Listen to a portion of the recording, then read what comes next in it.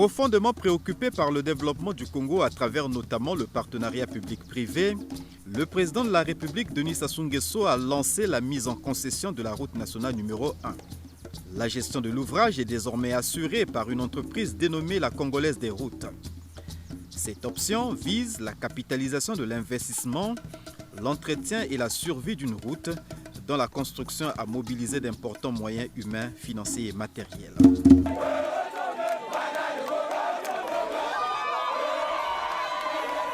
Tirer parti des partenariats pour promouvoir la diversification économique et la création d'emplois dans les économies africaines, tel a été le thème du 5e forum Investir en Afrique. Les travaux ont été lancés par le président Denis Sassou Nguesso en présence de ses homologues de l'Angola, Joao Lorenzo, de la RCA Faustin Archange Touadéra, de la République démocratique du Congo, Antoine Félix Tshisekedi Tshilombo et du Rwanda Paul Kagame. À cette occasion, Denis Sassou Nguesso a insisté sur la nécessité de promouvoir un modèle de partenariat en lien avec l'amélioration du climat des affaires. C'est justement en lien avec l'amélioration du climat des affaires et des efforts consentis dans ce sens que les hommes d'affaires belges ont séjourné à Brazzaville. Cette délégation a été reçue par le président de la République qui s'est dit touché par cette résolution de venir au contact de la réalité. Avant de rassurer ses interlocuteurs, je cite, « Le Congo est partisan d'une coopération diversifiée. Nous ne créons pas les privilèges et les monopoles. » Fin de citation. Il nous arrive souvent en Afrique de constater qu'en Europe, il y a beaucoup de personnes qui parlent de l'Afrique et de ses dirigeants sans jamais les connaître.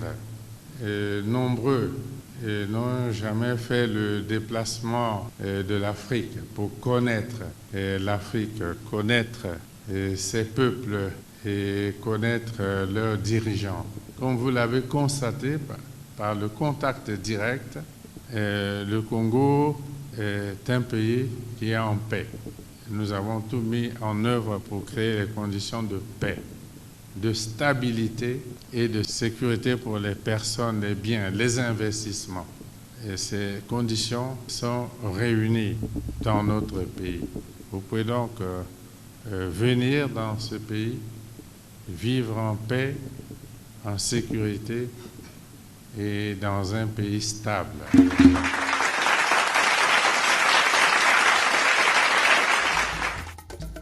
C'est toujours grâce à l'amélioration du climat des affaires qu'une usine d'exploitation et de traitement des polymétaux de la Sorémie, société de recherche et d'exploitation minière, s'est installée à Mfouati dans le département de la Bouenza. Cette usine a été inaugurée par le président de la République qui a procédé en même temps au lancement du réseau électrique de Mfouati et de Bokosongo.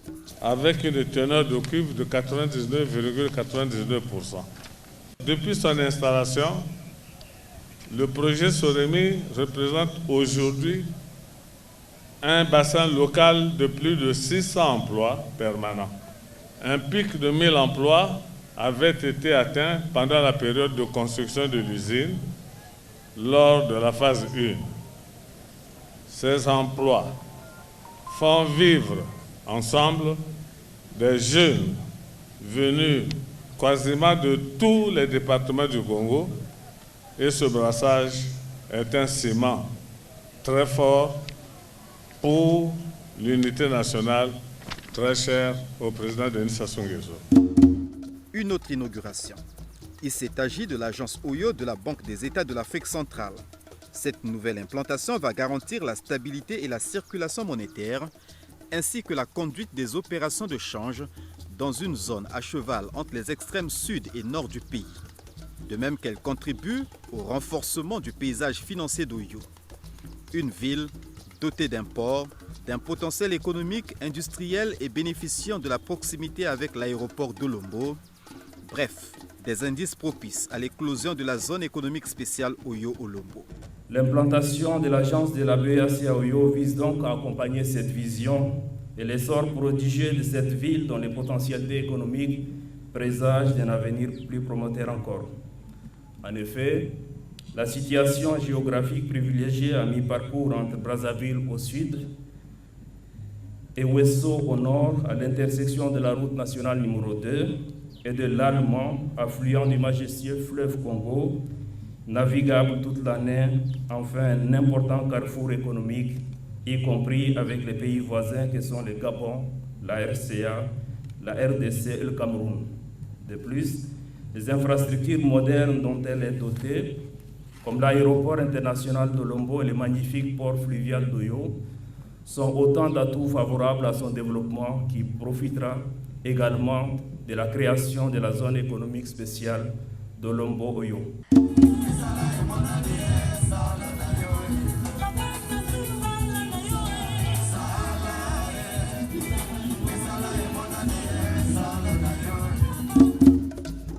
Dans cet élan, la Banque africaine de développement est disposée à apporter son soutien au Congo. Son président, Akinwumi Adesina, a rencontré le chef de l'État en séjour à Oyo. Plus globalement, il a rassuré que son institution reste attentive et active dans le processus de mise en œuvre du plan national de développement d'une part et d'autre part dans la poursuite du projet du pont route-rail Brazzaville-Kinshasa. La Banque africaine de développement mettra à la disposition de Congo le montant de 2 milliards de dollars américains pour soutenir le plan national de développement. Et il y aura différentes parties très importantes pour nous. L'aspect de l'appui budgétaire, c'est très important parce que l'appui budgétaire, c'est très important pour la stabilité de fiscalité du pays. Le pont de route rail, c'est une infrastructure pour l'intégration régionale. C'est depuis longtemps que les gens disent bon, pourquoi les deux Congos n'ont pas lié. On s'est demandé la même question, même Sénégal et le Gambie. En 2019, les activités de routine ont figuré dans l'agenda du président de la République. D'abord, la célébration le 15 août du 59e anniversaire de l'indépendance du Congo ayant donné lieu au traditionnel défilé militaire et civil. Excellence, Monsieur le Président de la République, chef de l'État, chef suprême des armées, je vous demande très respectueusement l'autorisation de commencer le défilé civil et militaire marquant le 59e anniversaire de l'indépendance de la République du Congo. Je vous salue ainsi que vos troupes, drapeaux, étendards et fanions et vous autorise à commencer le défilé. À vos ordres, Monsieur le Président de la République.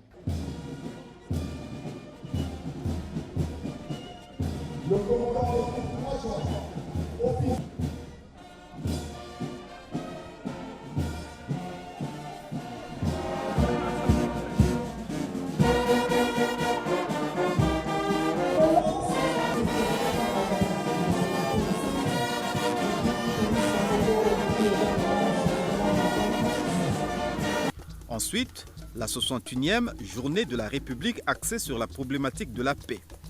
La paix comme facteur de développement intégral du pays, la paix qui transcende tous les clivages pour ne privilégier que l'intérêt général.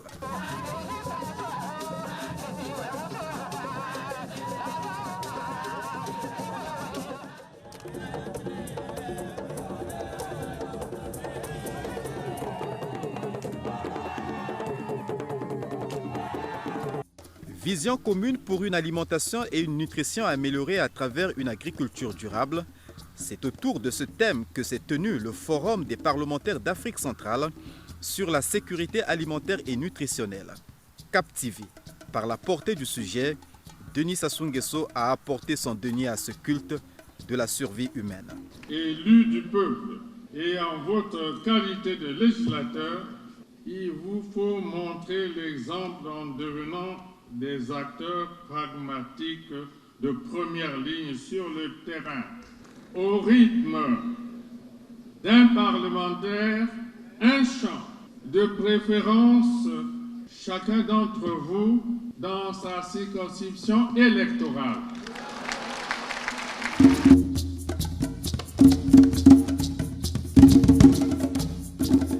L'enfant est l'assurance du futur. Denis Sassou Nguesso y croit dur comme fer.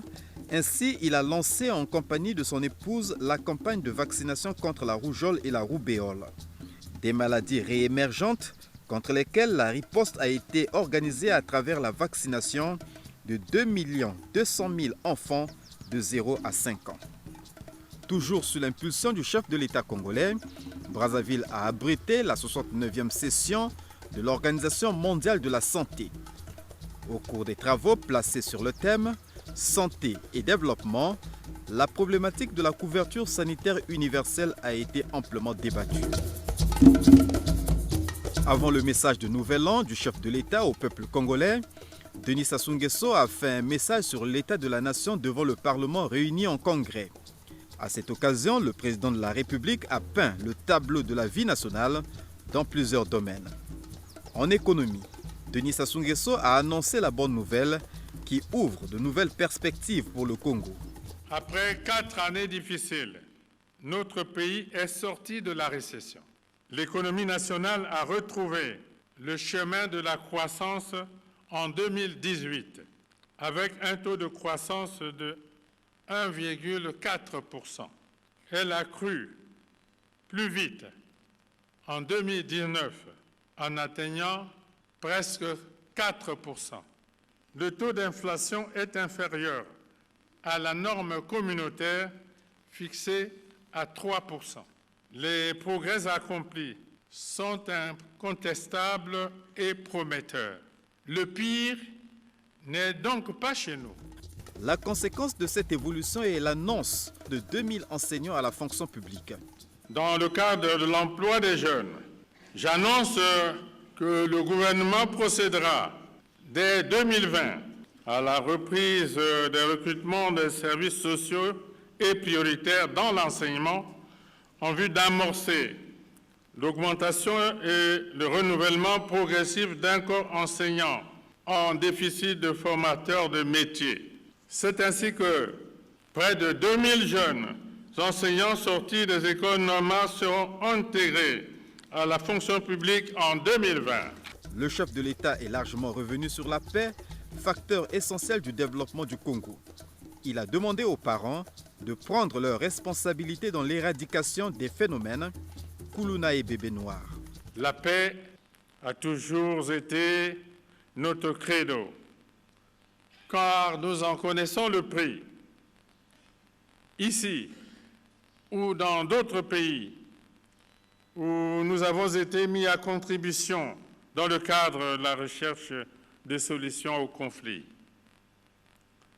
Sous nos yeux monte une génération de milliers de jeunes Congolais de moins de 30 ans.